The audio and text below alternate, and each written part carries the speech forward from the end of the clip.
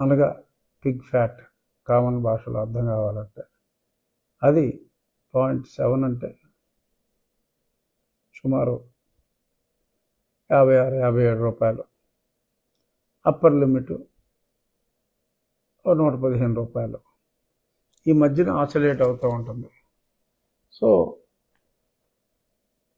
మరి ఇప్పుడు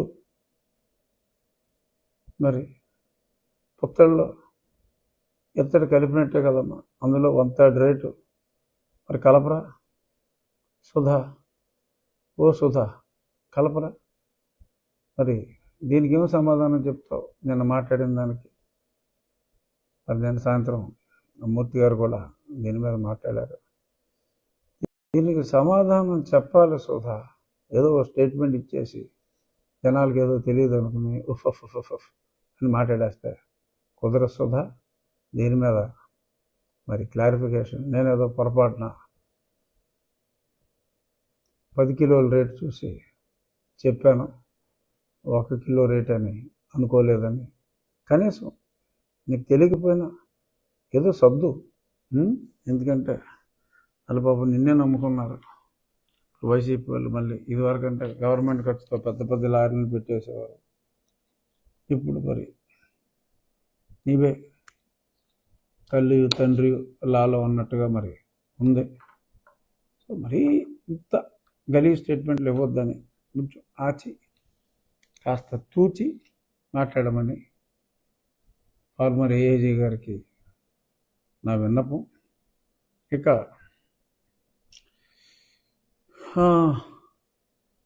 ఓకే, లడ్డు విషయంలో పవన్ కళ్యాణ్ గారికి ఆ పచ్చి నిజాన్ని బయటపెట్టిన పెద్దలు గౌరవనీయ ముఖ్యమంత్రి చంద్రబాబు నాయుడు గారికి, అలాగే ఆ ప్రాసెస్ అంతా, ఆ ప్రక్షాళన,